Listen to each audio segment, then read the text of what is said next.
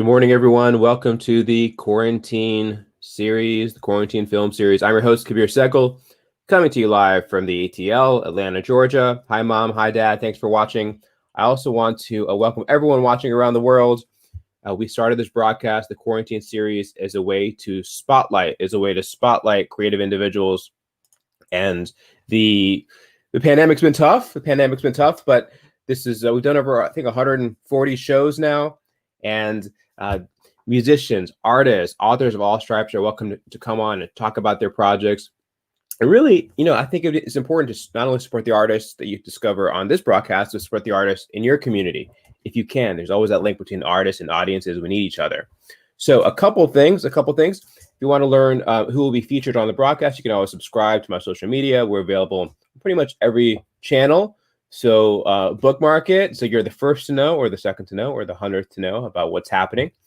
And let us know where you're watching from. I'm in Atlanta. I think we have New York. Our guest today is in the New York area. Special hat tip to the folks in Kuala Lumpur and Johannesburg who like to watch. Drop your city, location, area code, zip code in the comment field. And I always want to learn where the show is being watched. Secondly, if you have a question, no questions off limits. Drop it in the comment field. We'll sure to, if you're watching live or if you're watching on the rebroadcast, we will be sure to opine to your question. So that's what's going down in the quarantine series. Now for the best part of the show, you get to meet the remarkable artist. And this artist truly is remarkable, making films at the highest level. A graduate of the NYU Tisch School. He's a documentarian. His film we're going to talk about, Two Gods, is playing at select festivals right now, and it's going to be airing on PBS next year. But we're going to talk to him about his filmmaking career and about his remarkable filmmaking journey on Two Gods. Please welcome to the show the outstanding Zeshawn Ali. Welcome. Thank you. Thank you for having me. Of course. Tell me first, Zeshawn, how's the quarantine affected you? How has it affected your projects? It's been, I think all things considered, I've been okay. I've been in good health. I've been in New York City the whole time. So that's been quite just like a personal journey for everyone here in the city. It was quite the ride. And obviously I was releasing a film this year, so it was very difficult in some senses, but it was kind of freeing in a lot of other senses. So it's been definitely a roller coaster, as a lot of people who are releasing films right now. But I'm very thankful to be in good health and able to still kind of continue on with the project that I've been working on. That sounds it. And tell me, how do you spend your typical day in quarantine? So it's not like Groundhog Day. Is there a latte and almond croissant every morning? How do you structure it so that, is there a walk? What is the routine for you like? It's a lot of walking. Yeah, I'm very thankful in New York. I live right by Riverside Park. So my go-to sort of thing is when I'm not in a Zoom meeting or something, I'm trying to go for a walk. I have I'm thankful enough to be able to go on my roof of my building. So I'm usually like on the roof, just like reading or, listening to music. So fresh air has been kind of how I break up the routine as much as I can. And, socially distanced and outside, like seeing people in a safe way, I think has been truly like I think we all need human interaction in some way. So whether that be on a call with a friend or, outside at a park, with a few feet distance, I think that has been a way for me to kind of like build a new routine that still makes me feel like energized in that sort of way. We all need a break from screen time. So as many breaks from screen time as I can get, I try to take.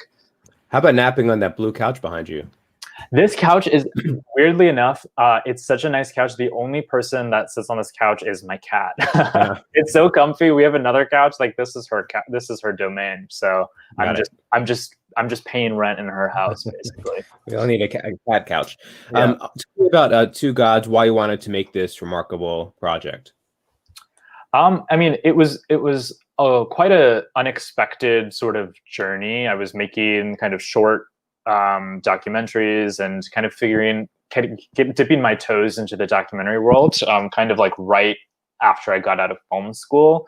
And I was working with my brother, who is a journalist, and he had done this series called 30 Mosques in 30 Days. And that was about Muslim Americans during the month of Ramadan. So him and a friend went on a road trip and broke their fast in a different state every day during the month of Ramadan to kind of show this like tapestry of Muslim American stories in America. And I started helping out with that series, and I directed a couple of shorts for them. And then through the process of that, I was really interested in this sort of like deeply human, complex story of Muslims in America. And I grew up as Muslim in this country, and I was always kind of craving narratives like that. So we were just kind of like had our ear to the ground. And through that process, we heard about this casket shop in Newark, which was not too far away from where I'm at in New York. And so we met the owner of the casket shop.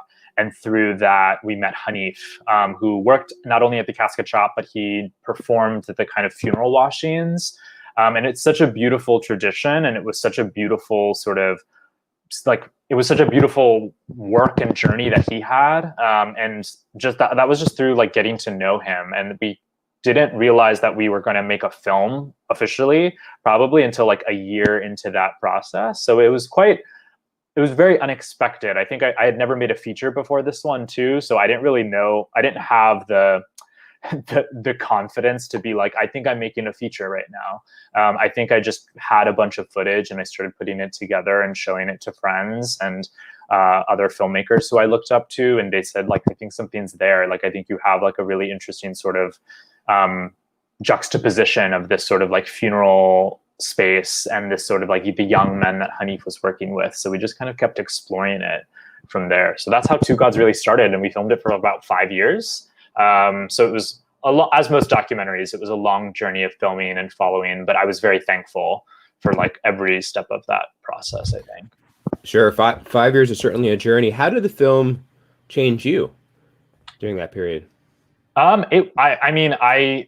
It was interesting because the film was, I was filming with these young men who were growing up. So like really the film was kind of trying to track like them growing up as young adults into kind of adulthood and navigating the sort of challenges. And at the same time, I was, in my 20s, graduated from college. So I was already in this really like transitional phase of my life, figuring out what I wanted to do. So I was able to connect in a lot of ways, this sort of like at a crossroads sort of period of my life.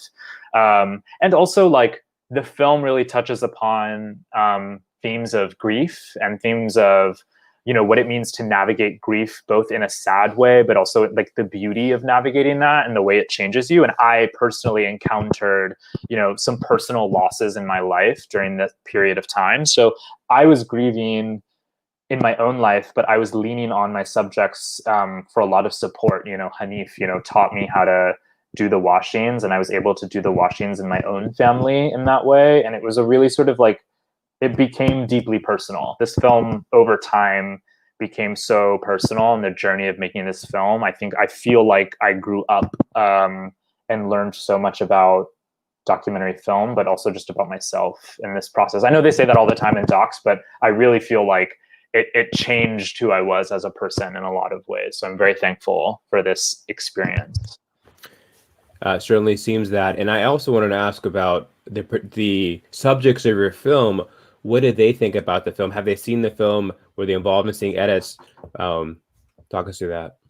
Yeah, I mean, they were involved like pretty closely through the process. And also even in the production process, I think when you're making a really intimate film like that, where you're kind of capturing people at the moments of joy and the moments of grief and sadness, like you have to have like a constant communication about what the camera's presence is there for. And there were a lot of moments where we were there, but we weren't filming. So I think like that sort of dynamic was already kind of embedded into our filmmaking process. And then in the editorial process, it was really about like what parts of your journey. I mean, we had 5 years of footage. We had to whittle down quite a bit of stuff. So it was a constant conversation with them of like, what's important to you? And like, what is important to show? What is important to keep and hold on to and not share with the world? And I think that was a constant sort of dialogue that we had. And they've seen the film. They've seen it online, but we did a drive-in showing a couple of weeks ago at the Camden Film Festival, and that was the Hanif, the main subject of the film, came with us to Camden, and it was the first time he had seen it on a big screen, because I mean, with festival season this year, we have not had a chance to do that yet.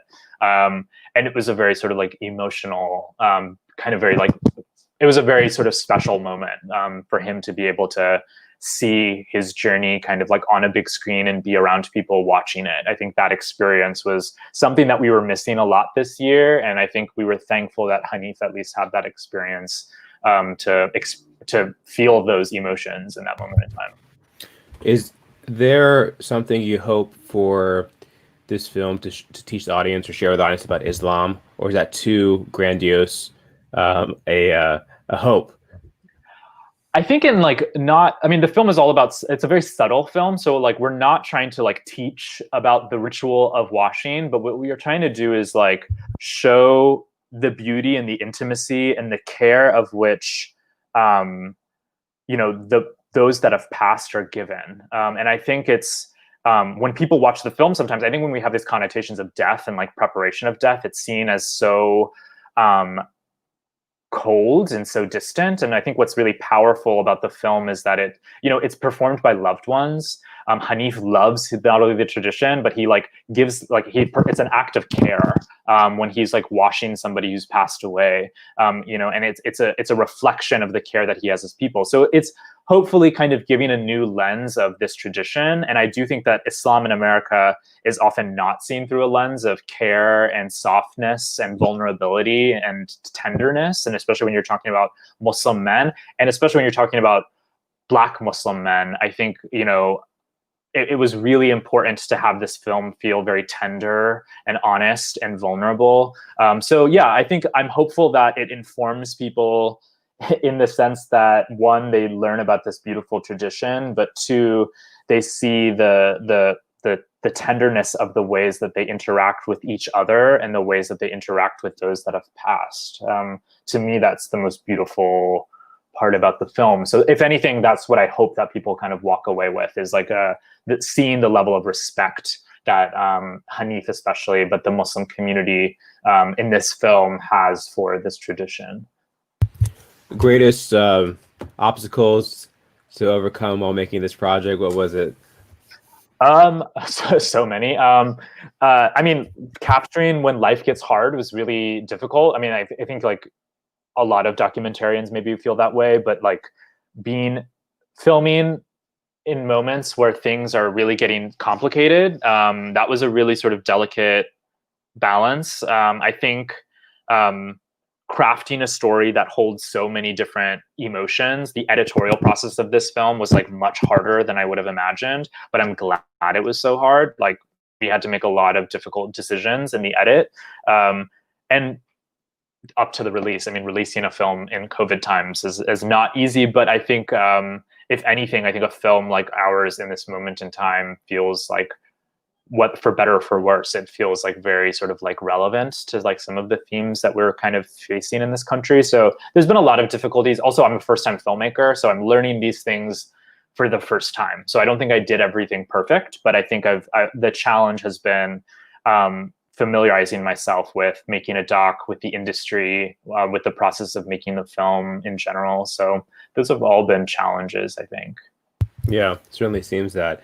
You mentioned the tenderness and the intimacy. How did you reflect that in the music that you chose for the film? I saw Michael Berry involved with the music. So talk to me about how you went about selecting the right music to accompany the moving image.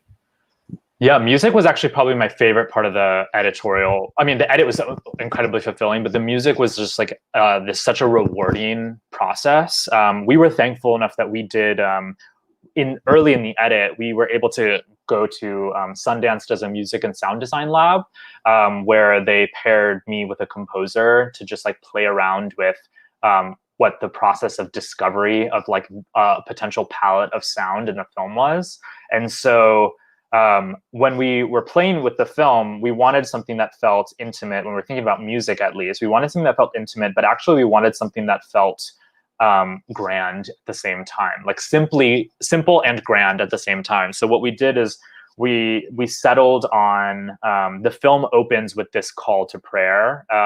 It opens with a washing that goes into a call to prayer, and the way that the call to prayer is given, and it's such a unique form. And the Mustafa, the brother who delivers the call to prayer, he has such a unique voice, and so it was really sort of like that washing mixed with the call kind of gave this sort of like rise. So we settled on this like palette of actually like French horn and horns. And so that was like one motif of the film. And then what we also wanted to play around with was the water, because of the washings, is a big theme in the film. There's a lot of scenes in the rain, there's a lot of washing scenes. So we wanted to play with instrumentation as like evoking the feelings of water and like cleanliness and like washing over you. So we played with strings, not just in a melodic sense, but we played with like strings as textural elements. So plucking string, like a scene of the rain that grows into plucking strings of violins and violas that form into like a bed of strings where the horns kind of rise out of. So it was a really sort of like interesting process because the music was very much shaped to the emotions of the film. And that was, I don't know, with documentary, you never think that music is as like delicately crafted. And this is all thanks to like my amazing collaboration with Michael. I think Michael was a really incredible composer, and I kind of knew from the very beginning, from when I met him, that he thought of music in such an honest and like intimate way. So I loved the way he approached it, and we also just got along really well. So it was such a great collaboration. So a lot of the beauty of the music is with his vision too. Like he was a great collaborator in that sense. How do you make people feel comfortable in front of the camera when you're filming them in such a vulnerable period of life?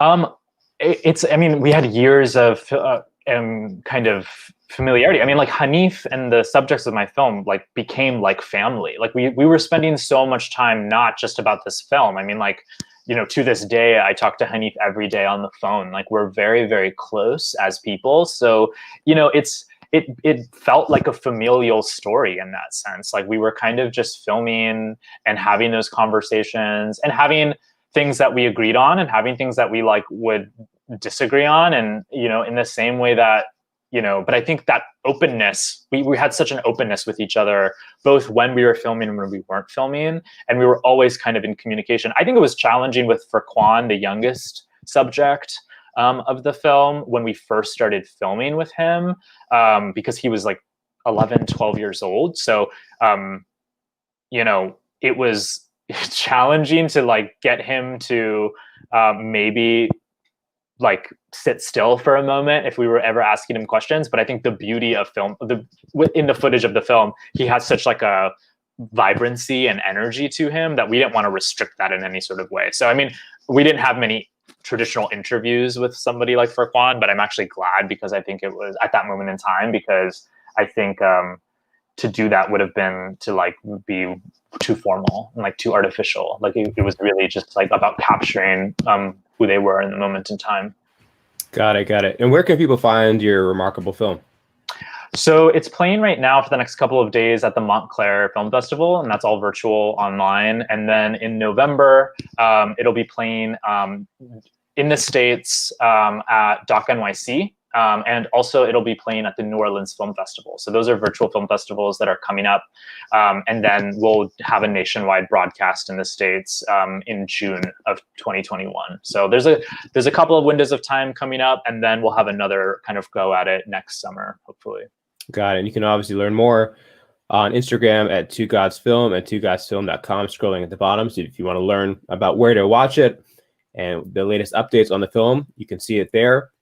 Last question for you. This is your first film, so any words of inspiration or guidance for first-time filmmakers? I mean, no one knows your film better than you.